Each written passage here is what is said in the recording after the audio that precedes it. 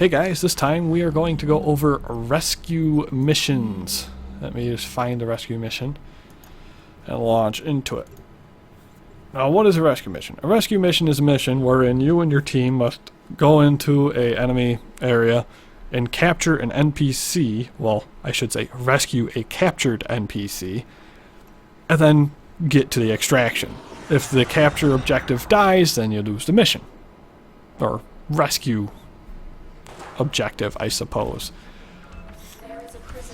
It's pretty much exactly what the name implies. There's a dude, you have to save him. If the dude that you're trying to save dies, then you fail.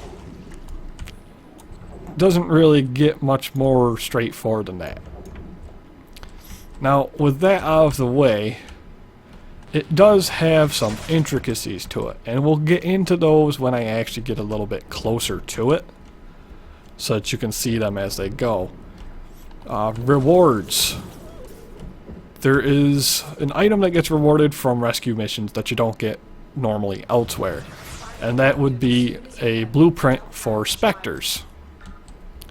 The blueprint level for the specter that you get is dependent partially on the stage level that you are playing, and then also partially on your performance. You can be rewarded, if I recall correctly, 3 points for your performance, and these points only really matter when you get to the actual objective. These range from primarily killing all of the guardsmen in the area without being spotted, gets you a point. Not being spotted while rescuing the captive will also net you a point. And then I believe successfully completing the mission. I will double check that by the end of this video and fix my statement if it happens to be wrong. Now, there is multiple ways of doing these because you don't have to get maximum points in order to actually complete the mission. If you wanted to, you could just go in, set off every alarm, kill every dude, and just not even care, as long as the rescue person has been rescued by the end of the stage. You won't get as good a specter reward, but you don't really necessarily need the specters either.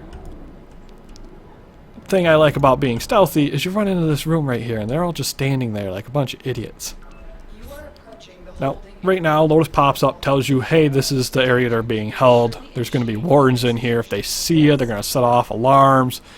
If the alarm is set off, then you have a limited time to get to the captured person before he just flat out dies. And of course, if he flat out dies, you're in some deep trouble.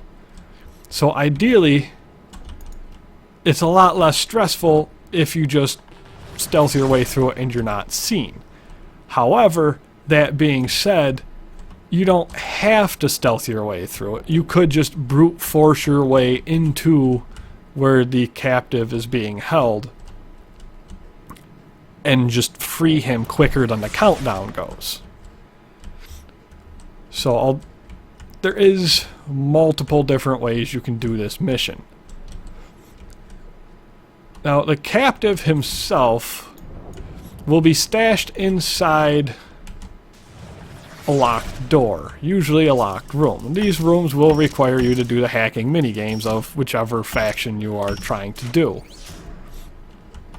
You unlock a outer door, which is also where you go to turn off the alarm for the most part. And then inside you will find a mix of green hacking panels next to doors. You pick a door, you open a door. This one has nothing in it. Okay. So with him not in that one, I have to find another door to try opening. Here's one right here. Let's try this one. Click, click, click, click. Open it up. Nobody again. Now, this right here is where it gets a little difficult if you decide to brute force your way in, because you have limited time to get these. The captive is now free. If you hover around him, you'll notice it says give secondary weapon.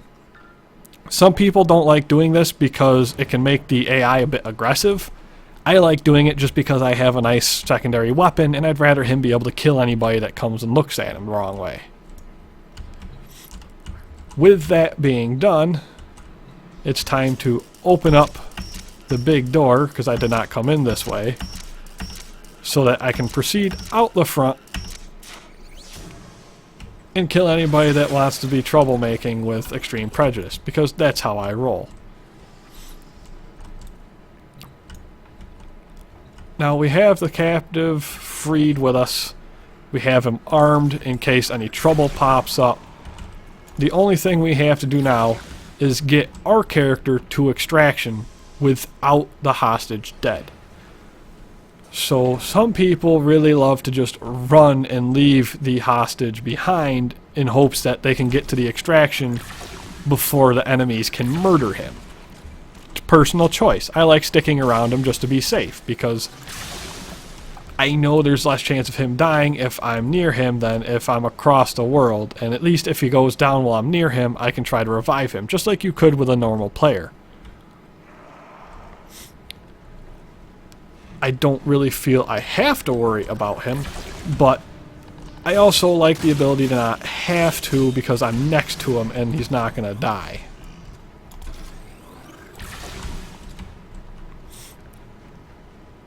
So, outside of the rewards associated with the actual points system, such as the specters, there isn't really anything super intense about these missions that would make you want to do it, outside of it being another mission that you can have fun stealthing through for the people that really love to play a stealth mission.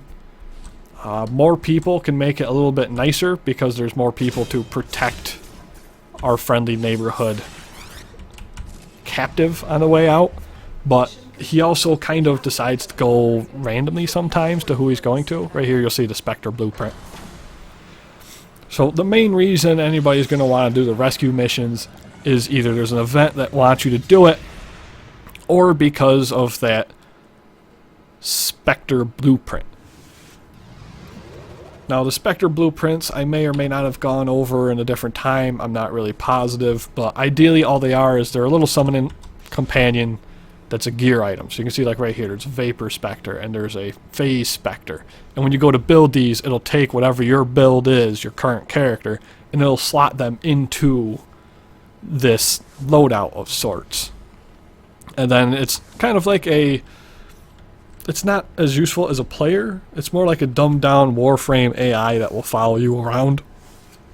And of course, the higher the level of the Spectre, it will start at a heightened level compared to the enemies at the start of the stage.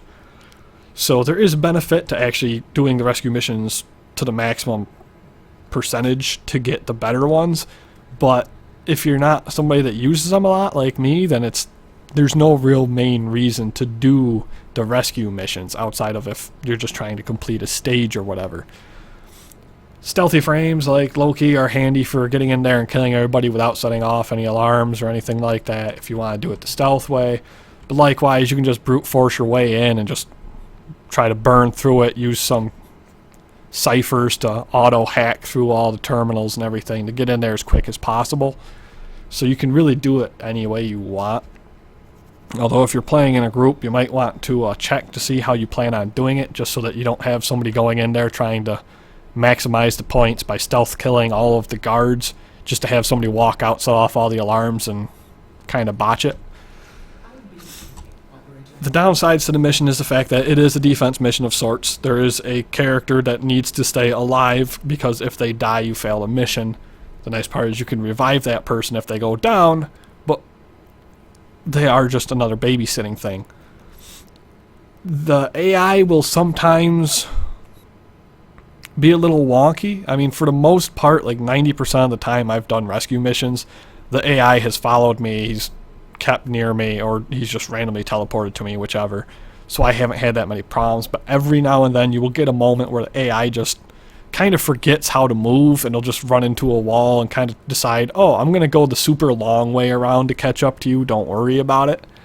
Which you do kind of have to worry about, because if the super long way is in a bunch of bad guys, he can die, and then you fail. So there is that issue sometimes, but for the most part, I haven't had any issues with that.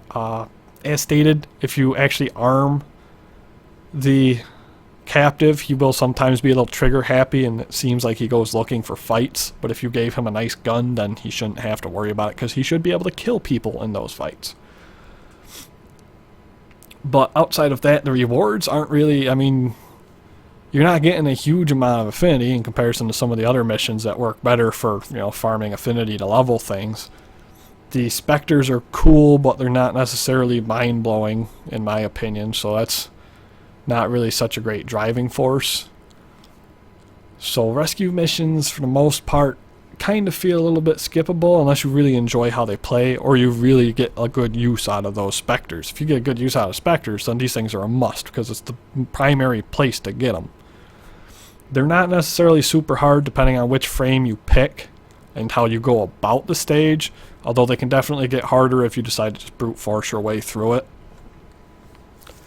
And at that point, it might be better to have a group to play it, because that way they can branch out and do things. So really, there isn't really a huge amount of pros or cons to the rescue missions, but they are also pretty straightforward. So if you have any big questions about that, or any tips or whatever, feel free to leave a comment below as usual.